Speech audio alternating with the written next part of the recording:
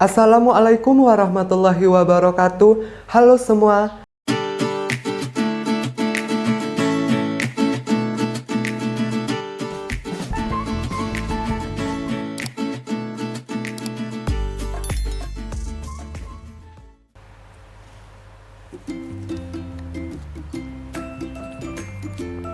Dengan adanya masa pandemi COVID-19 ini, kita tersadarkan akan pentingnya arti uang. Timbul pertanyaannya, kemana sih uang yang kita dapatkan selama ini? Oleh karena itu, kita harus punya kebiasaan yang baik tentang uang.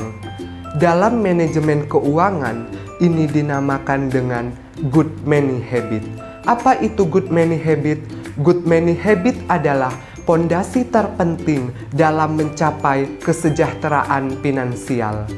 Unsur utama dalam menjalankan keuangan yang baik adalah kemampuan untuk menabung dan investasi. Saya, Erwin Armanda dari kelas Akuntansi Pagi 1, Sekolah Tinggi Ilmu Ekonomi Pembangunan Tanjung Pinang. Di sini, saya akan menjelaskan bagaimana cara bijak mengelola keuangan pada mata kuliah Manajemen Keuangan dengan dosen pengampu Ibu Ulpa Oktapani Nasution, SEMM. Kita perlu sekali belajar menata keuangan. Bagaimana kita bisa hemat, bukan pelit, tapi hemat. Ya, bijaksana. Sadarilah bahwa ada fase-fase yang harus kita lewati dalam hidup kita. Di usia 0 sampai 22 tahun, itu fase di mana anak-anak tumbuh, belajar, sekolah, kuliah, dan diharapkan di usia 22 dan 23 tahun itu sudah selesai kuliah. Di usia 20 dan 30 tahun, itu fase di mana anak-anak muda sudah mulai berkarir, memulai usaha, mulai bekerja, mandiri. Nah, apa yang diharapkan di fase ini? Kita sudah mulai berani membeli rumah, memulai investasi, mulai menabung untuk masa depan. Anda mau menikah bukan? Nah, kalau mau menikah, Anda harus siap-siap punya rumah. Karena beli ataupun ngontrak, kita semua butuh rumah. Ada waktu yang harus kita perhitungkan. Kapan kita mau berkeluarga? Kapan kita mau pensiun? Harus ada dana cadangan. Nah, kita harus ngerti fase-fase atau tahapan-tahapan dalam kehidupan kita. Karena mau nggak mau, kalau kita nggak bisa dengan tahapan-tahapan itu, pada masanya kita yang harusnya produktif, kita tidak produktif. Sehingga kita di masa tua akan merasakan susah. Perencanaan keuangan masing-masing orang berbeda-beda.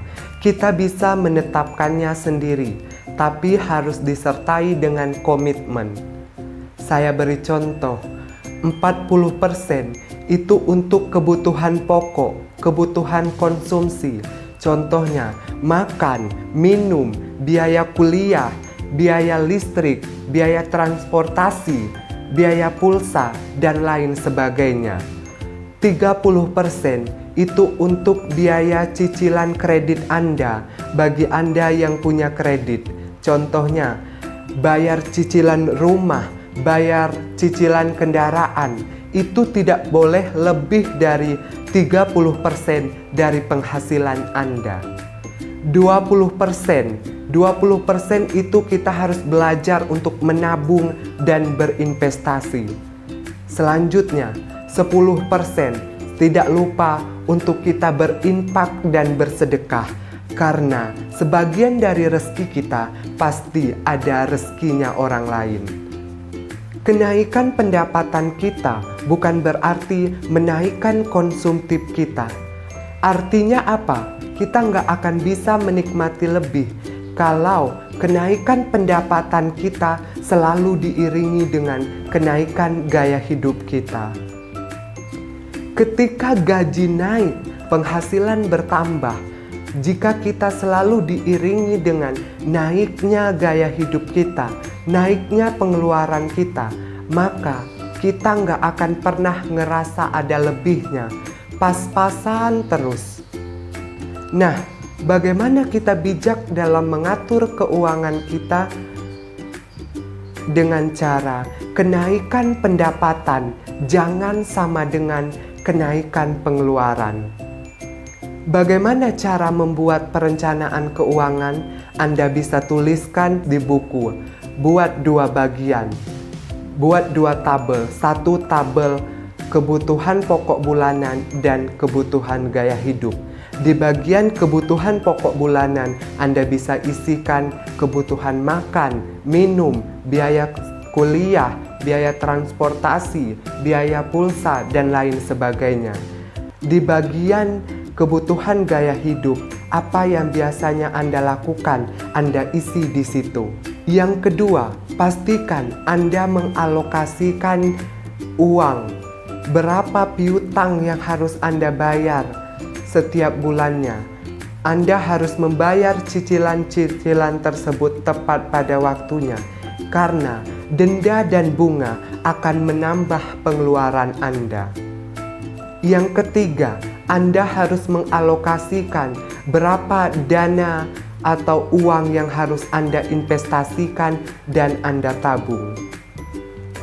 Tambahkan juga angsuran untuk asuransi, karena asuransi merupakan perlindungan bagi Anda dan keluarga. Apabila sewaktu-waktu Anda butuh berobat, Anda tidak mengeluarkan uang yang banyak. Sekarang ini sudah ada BPJS yang terbilang jauh lebih murah daripada asuransi swasta lainnya. Saran saya, setelah Anda membuat rancangan anggaran tersebut, apabila uang Anda ada lebihnya, maka nikmati. Karena banyak orang yang bisa mencari uang tetapi tidak bisa menikmati hidup. Akhirnya mereka hanya bekerja untuk mencukupi kebutuhan hidup saja. Mungkin itu saja yang dapat saya sampaikan. Terlebih terkurang saya mohon maaf. Saya akhiri dengan wabillahi taufiq wal hidayah. Wassalamualaikum warahmatullahi wabarakatuh.